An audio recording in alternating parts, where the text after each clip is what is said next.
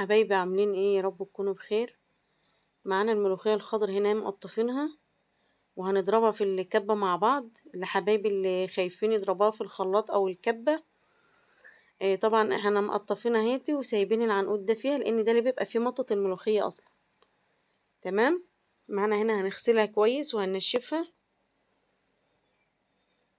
هنا انا رقدتها في مية وغسلتها كذا مرة، وبعد كده نزلتها في المصفى الصفت، وبعد كده هنجيب الكبة او الخلاط اللي متوفر عندكم. هننزل بقى بشوية مية في الكبة او في الخلاط، وبعد كده هننزل بالملوخية عادي. هتحط المية عليها او هتحط المية في الاول، مفيش مشكلة اي حاجة، بس لازم تيجي تضربيها تحط مية عشان تتفرم معاكي. تمام. انا هنا اهوتي حطيت شوية مية اهو، وبعد كده ايه هفرمها بقى، ابدأ بفرمها بقى في الكبة. تمام. هنا بتبدأ تتفرم من تحت. طبعا هفتح تاني وهقلبها عشان خاطر ان انا انزل اللي فوق ده تحت عشان كله يتفرم مع بعض.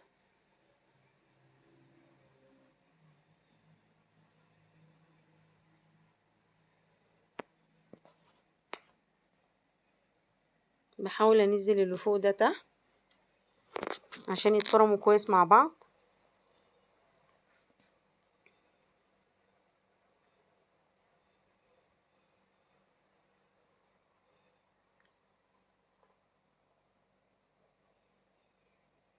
هنعمل كل الكمية بالوضع ده. هنحط شوية مية في الكبة او في الخلاط ونحط الملوخية، او نحط الملوخية ونحط عليها شوية مية ونفرمها. اما بحس ان هي تقيلة معايا في الخلاط بزود شوية مية.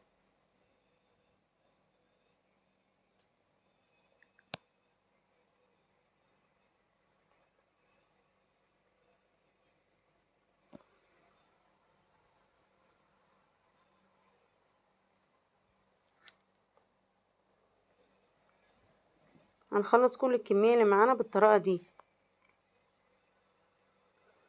ما فيش فيها اي حاجة. وفي خطوة كمان انا كنت بعملها، بغسل الملوخية كويس وبصفيها، وبعد كده بجيب مية على النار وبحط معلقة كربونات صغيرة بحيث ان هي تحافظ لي على الخضار بتاع الملوخية، وانزل بالملوخية فيها. وفي ساعتها بطلعها وبكون مجهزة عندي طبق فيه مية ساقعة بنزل بيها على طول وارجع اصفيها.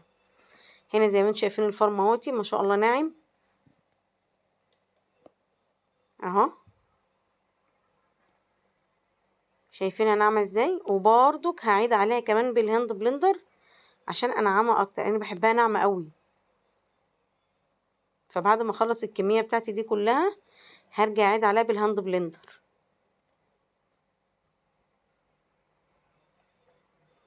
زي ما قلت لكم بجيب حلة على النار فيها مية سخنة ومعلقة كربونات صغيرة، وبنزل بالملوخية بتاعتي، بنزل وبطلعها على طول، وبكون مجهزة طبق فيه مية ساقعة بنزل فيه الملوخية، وبعد كده بصفيها وبضربها. دي بتحافظ لي على الخضار بتاع الملوخية برضو. الطريقة دي بتمشي ودي بتمشي مفيش مشكلة. وعلى فكرة معلقة كربونات صغيرة ما تعملش اي حاجة، وهننزل فيها الملوخية بسرعة ونطلعها، مش هنسيبها فيها معاها تقلب، لا، في ساعتها على طول، وهنطلعها على طول منها ونحطها في مية ساقعة، وبعد كده نصفيها ونقوم فرمنها. الطريقة دي بتمشي والطريقة العادية دي بتمشي مفيش مشكلة. انا عملت الفيديو ده لحبايبي اللي خايفين يضربوا الملوخية في الخلاط او الكبة، اللي متعودين على الخرط الملوخية باليد بتاعت الملوخية المخرطة. بس طبعا مين اللي فيه صحة ان هو يمسك المخرطة ويقعد يعمل؟ مفيش، ما عادش فيه كلام من ده. انا كده خلصت الكمية بتاعتي هاتي، وطبعا هعيد عليها بالهاند بلندر عشان انعمها كمان.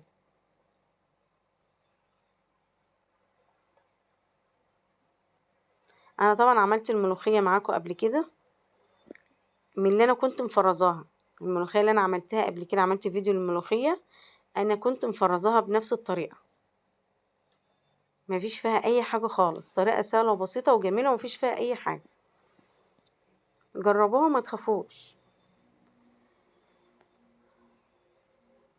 واللي ما حطش اللايك يحط اللايك وكومنت حلو. ويا ريت اللي ما اشتركش في القناة بتاعتي، انا نسرين يوسف، يا ريت تشتركوا في القناة بتاعتي على اليوتيوب يوميات نسرين يوسف، وعلى الفيس يوميات نسرين يوسف.